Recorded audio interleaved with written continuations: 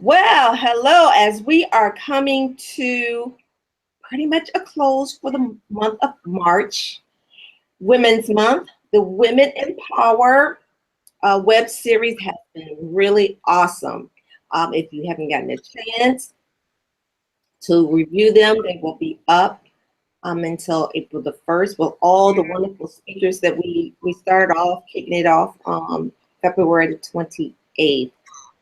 Welcome to my channel. My name is Roberta Spate. I'm affectionately known as Miss Burt with Empowerment Network. And today's speaker is Sheree Spruill, the purposeful speaker. So I'm excited to hear her journey as how she got started and how she became the purposeful speaker and the tips she's going to give you to inspire you to walk into your destiny. So welcome. Hello, everyone. Sheree Spruill here.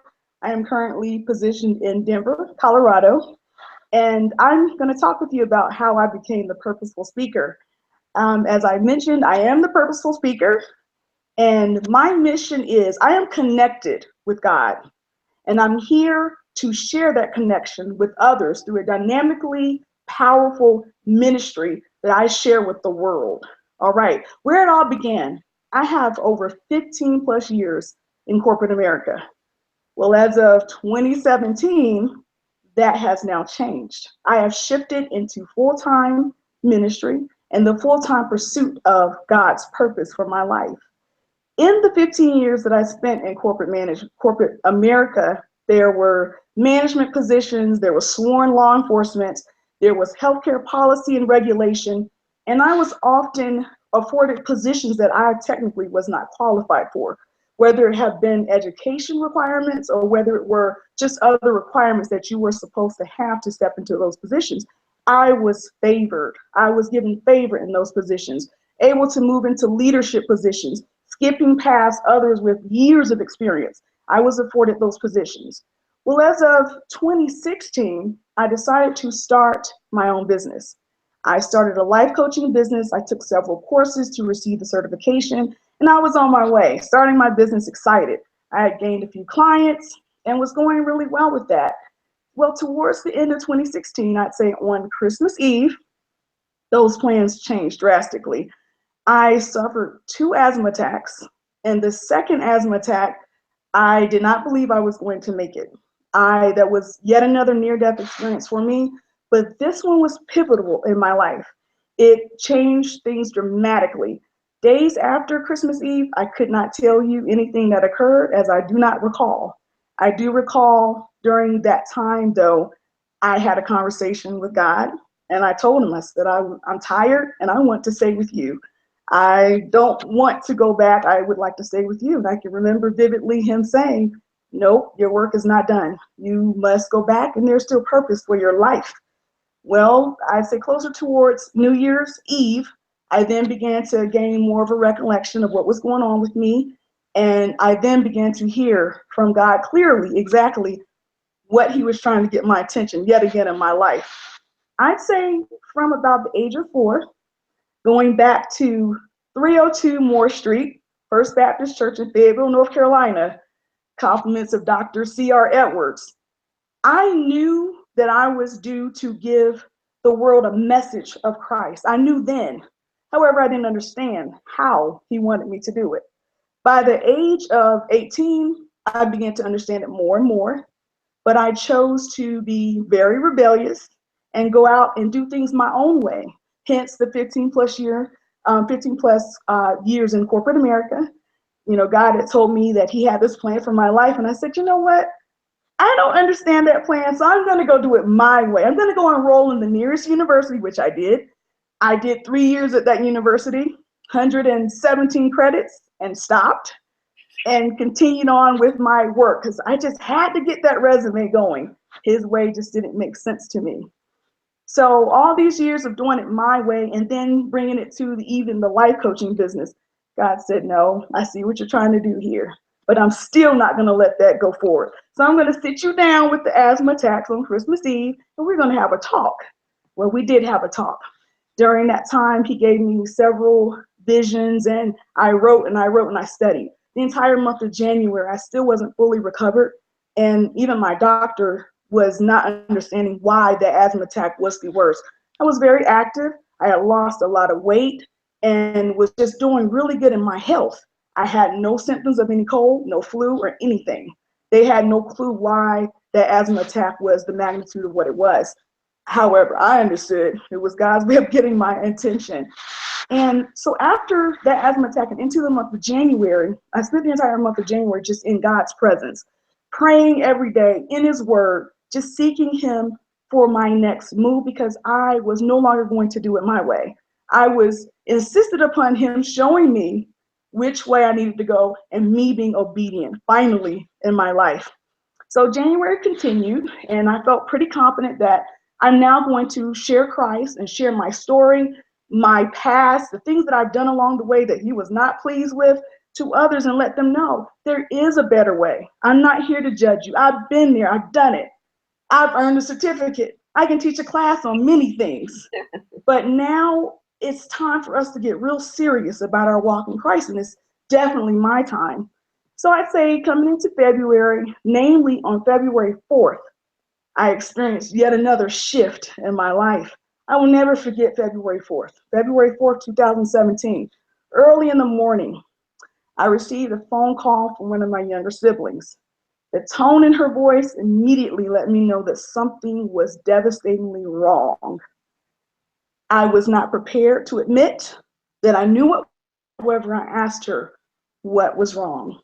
I'll never forget her voice when she told me that my mom had passed away. My entire world seemed to have crashed in at that moment. And there were so many emotions that morning. There was sadness. There was, how can I go forward? God, what are you doing? Shock.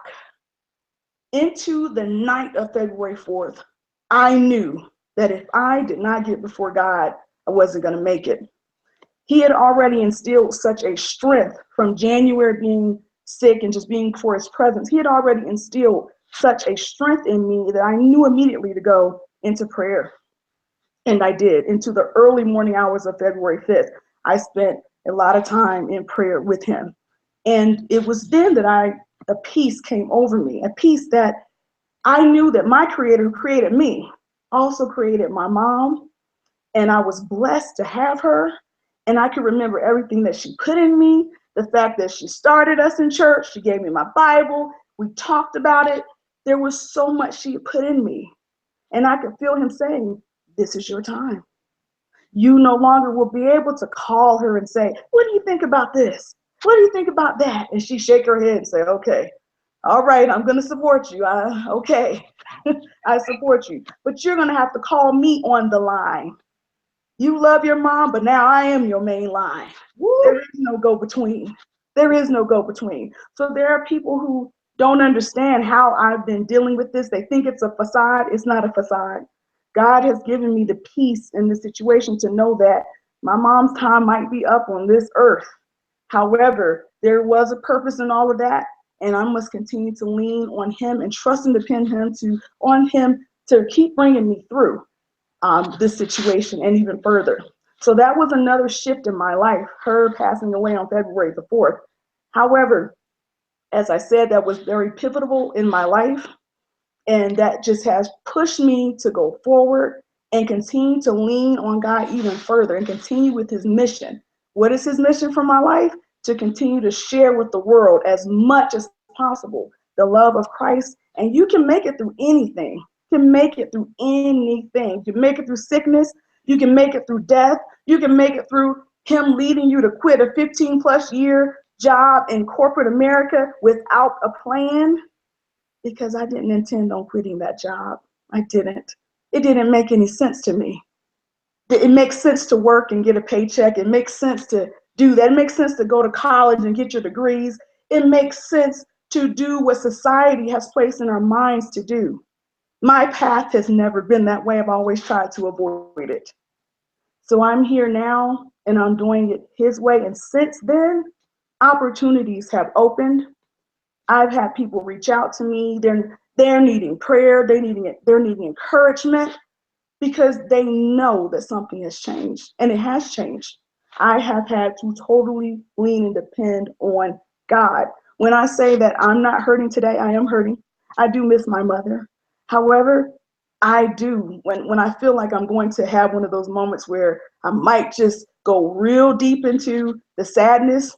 I talk to Jesus. I say, Lord, you knew this day was coming even before I was born. So I'm going to need you to strengthen. And he does. He strengthens me, and I'm able to keep going with that situation. Yes, indeed. And if I were to offer any advice to anyone on how to take over your destiny, the first thing I would say is most of us know what we should be doing. A lot of us just avoid it because it's not comfortable. We tend to go the tried and true path, what everyone thinks we should do. When you have the still small voice that's telling you, no, you need to go this way. You may not have all the answers, but seek it out. Seek it out anyway. And it doesn't hurt always to consult with God on those plans also, because he will surely confirm it for you. Surely. You can't listen to the noise because often, especially our parents, they are in a different generation. These things don't make sense to some of them. Oh, let's start a business. They're not, some of them don't agree with that. You have to go everything that makes sense. You need to have a retirement. You need to have this, everything in place. They don't understand leaps of faith sometimes. They don't. So those are some things that I would surely suggest that you do along your way. Yes, indeed. Did you have any questions for me, Ms. Hart? I mean, absolutely. That's one of the things that, as I'm called a dream pusher, is I tell people, you already know what you want and you just are avoiding it. And it's like something in the pit that always keeps pulling you towards it. But because it does not make sense, we push it away, right? Um, I knew at a very young age that I had something very special in me, but I was always a very like kind of shy, reserved kind of kid. But I was always curious about God, always curious. And I would ask my grandma, I just lived with my grandma, and I used to always ask all these questions about God and everything. But I knew there was something. But, I think I said today earlier in one of my Facebook Live was that I wish I had someone to pour into me then to help develop my purpose and understand my purpose and understand my journey and not be so afraid of it. And even when I did find out what I was supposed to do, I was even more afraid because I knew the great responsibility it comes with when God calls you into something. And I am the type of person that, I do not want to say the wrong thing. So I wanted to make sure that I was equipped. And God had to speak to me and say, I wouldn't put you there if you wasn't equipped. And even if you didn't think you were equipped, I'm going to put people around you so that you can be equipped, right? And a lot of times we stray off the path because it doesn't make sense to us, and because other people don't understand. And when I tell people that people are not going to understand your vision, that's something that God has given to you. You can explain it all day long. And, oh yeah, that's a good idea. I don't know about that.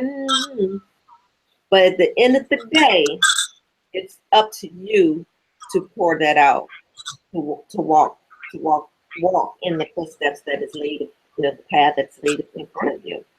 That's right. That's Yeah. right.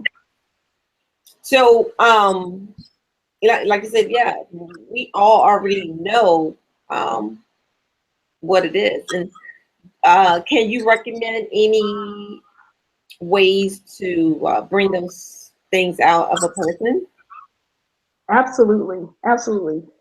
What I tend to do, I actually have a list of 25 things that I do daily. Not only does it keep my connection in tune with God, but it also helps me to reach others in Christ. And I'll give you a few of those things. One of those things I tend to do very early in the morning when it's quiet. before my day even begins. And that for me is about 2:30 a.m. Between 2:30 and 2:30 a.m. and 3 o'clock a.m., I actually go into a physical closet. It's a nice size closet where I can go. I have my Bible, I have my notebook, I take notes, I write things that have been of concern, and I actually take those things to God in prayer. And anything that I feel I need to take to him for the day, I go ahead and I bring it before him. And I spend about an hour or more in that closet praying and meditating and thinking about what it is that I need to do before my day begins. And oftentimes from that prayer, I end up reading and studying situations that I prayed about. So I will know how to get on with my day in the way of starting with prayer. Maybe someone won't does not want to get up at 2:30 a.m. or 3 o'clock a.m. Okay, start with something simple. Before you begin your day, say a prayer. And it doesn't have to be an hour, but start off with prayer and devotion to God and let him know I'm coming to you and I have this concern. Take it to him. And I guarantee you that in and of itself will help to steer your day in another way. The other thing that I do is I do a lot of reading. There's nothing wrong with self-help books. There's nothing wrong with the self-help, self-care courses. Those are great. And I think those are always needed in addition to your walk with Christ. But in addition to all of those, I read a lot of the word. I read a lot of the word, and there are some people that say, oh, the King James Version, I can't understand all the this, the thous, and these. That doesn't make sense to me. Well, I will tell you, there are so many versions. You've got the New Living Translation, which I like. You've got the Chronological Bible. You've got so many versions. Pick a chapter, pick a verse, and just use that verse and go from there. No one said you have to be a Bible scholar overnight. As long as you're in the Word, you're feeding yourself and you're keeping your connection intimate with God. Those are simple ways, just 2 ways right there to keep yourself in tune. And I guarantee you, there are some people who say, I've never heard the voice of God. I'll say you might have. I'm sure you have. Sure you have. In your daily goings, there may have been times where you felt like you should maybe go down this street as opposed to turning right. That's him guiding you. We don't know why we shouldn't go left. That's him guiding you. That's him guiding you. So those are some ways that I tend to stay in tune with God and to help me along my journey. And I will tell you, it's not easy. This walk is not easy. People think, oh, all you talk about is God. You know, I kind of have to because I depend on him for everything. I depend on him for everything, everything. And even when I don't understand, even when I am sad, when I'm hurting, I know I have to go to him. I go to him in prayer. I go to him in studying. I go to him in meditation. I turn on worship and praise music. And I worship and praise throughout the time.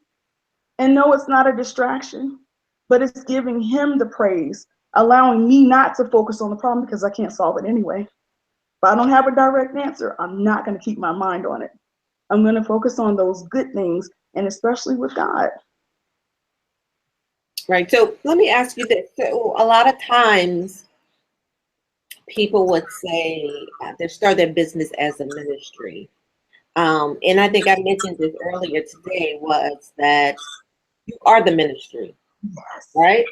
So Yeah. I ran into a couple speakers who were, ministers or evangelists, and they felt really unsure of what they should do. Like, should I have it as a ministry? I mean, they just wasn't sure. And my answer is, you are the ministry. So no matter where you go, you can just have your name without ministry attached to it. You are the ministry. So if the word is in you, it's gonna come out, no matter where you at. There you go. That's how I look at it, because I too struggled with that, because my first my first business was a nonprofit, and it wasn't, I didn't name it as a ministry, but I knew that God was in me, and I was going to seminary school, and I had all my bells and whistles degrees and got ordained. I didn't have to go and say, this is Sisters Keeping Resource Ministry. I am the ministry. What I'm doing is serving God. My purpose is serving God. My purpose is bringing these women that are broken closer to God. But I don't have to make it, this is a ministry. It's a ministry because it's in me. That's right. Right? That's right.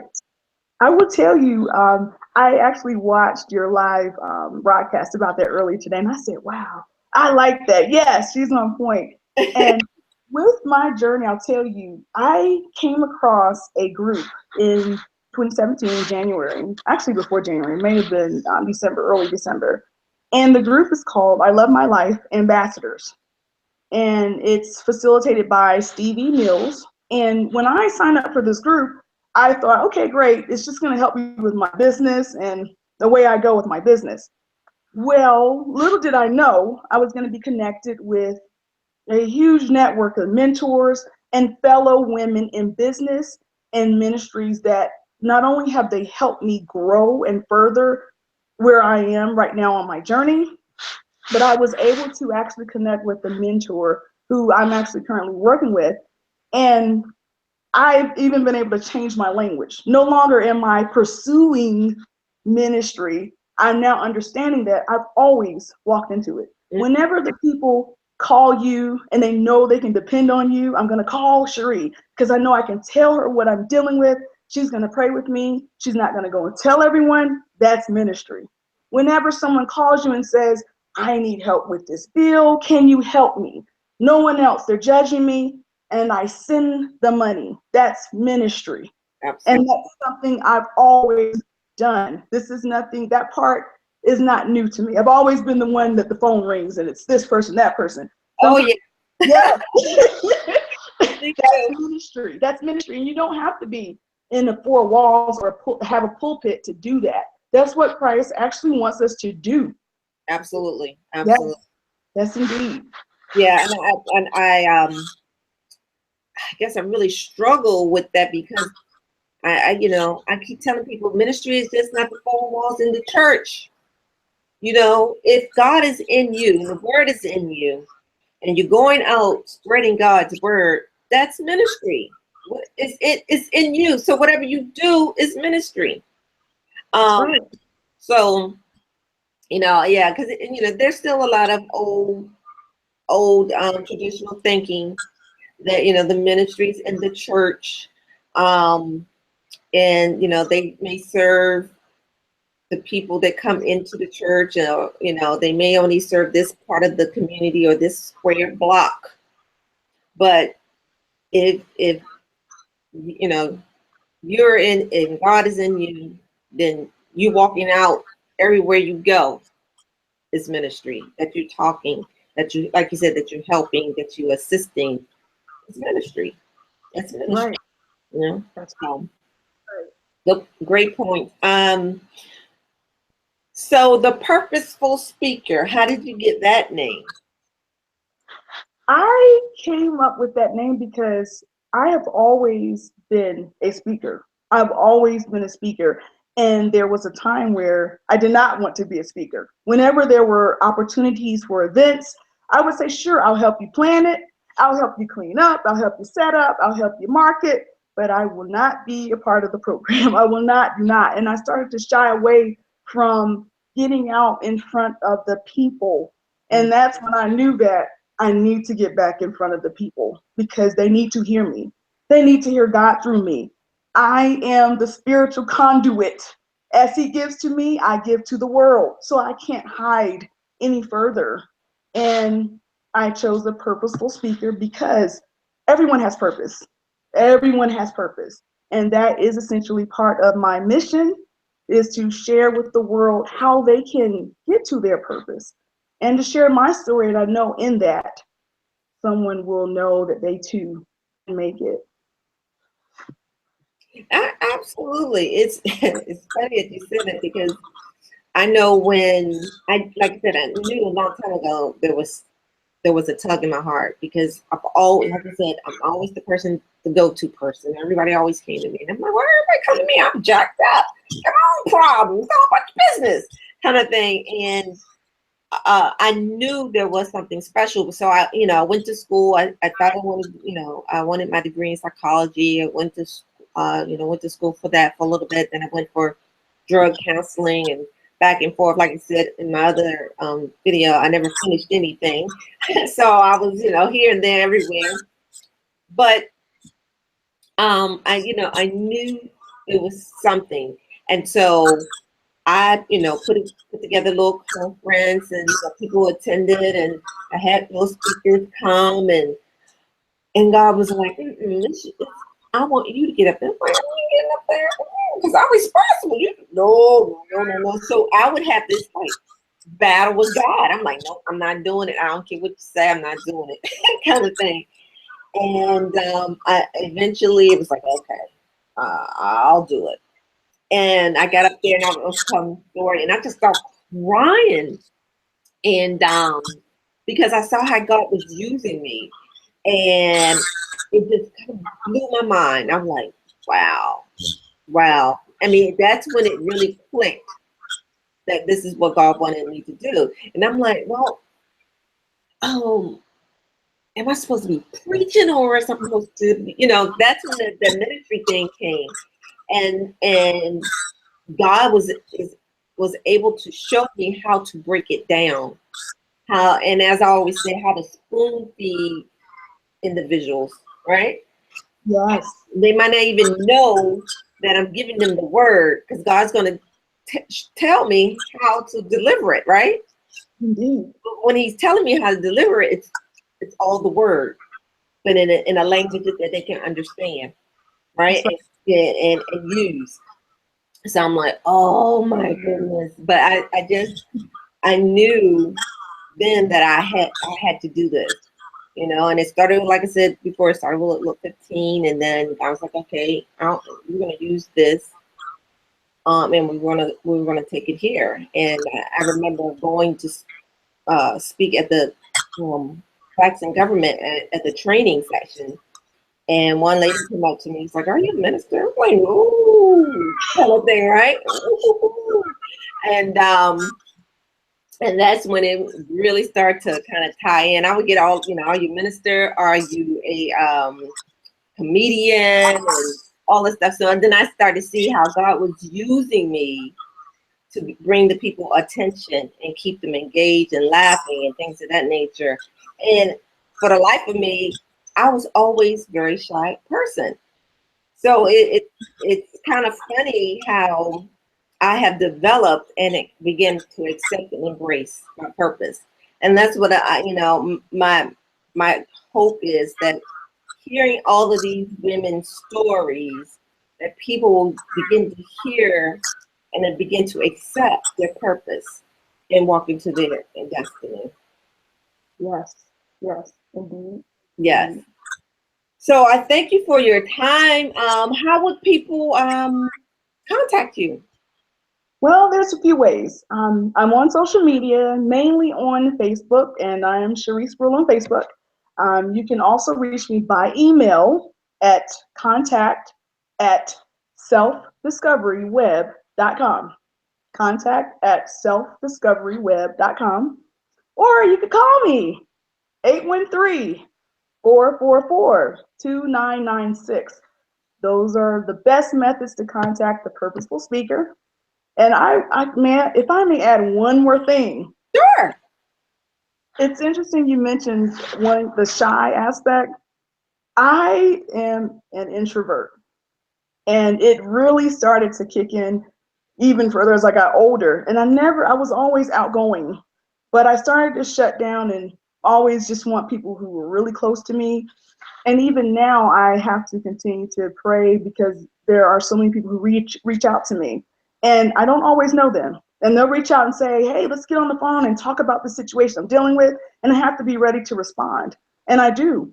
And I realize that my ministry and ability to deal with people is not going to be traditional. It's not going to be the call to pastor in the middle of the night and he prays with you. It's not going to be that. It's going to be people from all walks of life. And I have to be ready to take that call and work with that person, whether I know them or not. I'm coming out of introversion. So for all you introverts, Yes, God will shift that in you when He's ready for you to step out in your purpose. Yes, yeah, yeah. Ooh, yes, it will. Like, I don't want to do it. I don't want to do it. I mean, I'm that type. I'm just that type of person that I would just like, oh God, really? I mean, I would sit there and have this conversation. Of course, he's going to win at the end, but I would have this conversation. Yes. I'm not sure if I'm ready. Oh, okay, you say I'm ready. You really think I'm ready? I don't think I'm ready, kind of thing. But as I've gotten, like I said, I've gotten older. I begin to be more acceptant and understand that because He has called me into this, He's already equipped me That's with right. what I need. You know, the people surround me, whatever it may be, and that's the message I want people to understand.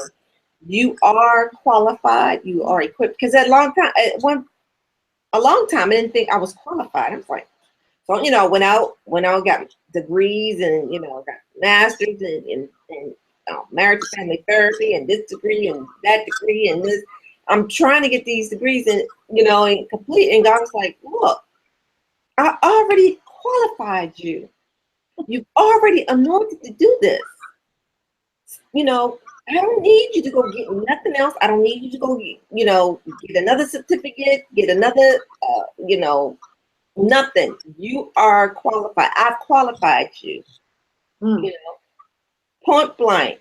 So all I need you to do is deliver the message that I give you, right? And we need to stop second guessing what we know is true, right? We know it's true.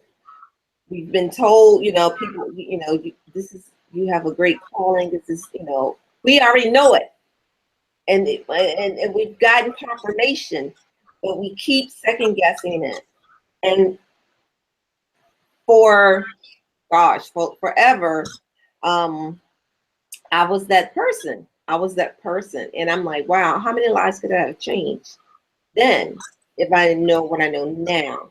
And so that's why it's so important for us today to walk into our purpose, because there are so many people out here that is just stuck and that are afraid or don't feel that they're qualified to do what God has called them to do. Yes. Right. And like I said, the day I just broke down and cried because I was like, he's only, he was using me to deliver this. He used me to help this woman out of this circumstances. Like, it just overwhelmed me, right? Because I didn't think I was qualified. I was like, me broken down, done this, done that. He used me. He cleaned me up to do this. That's Wow. right.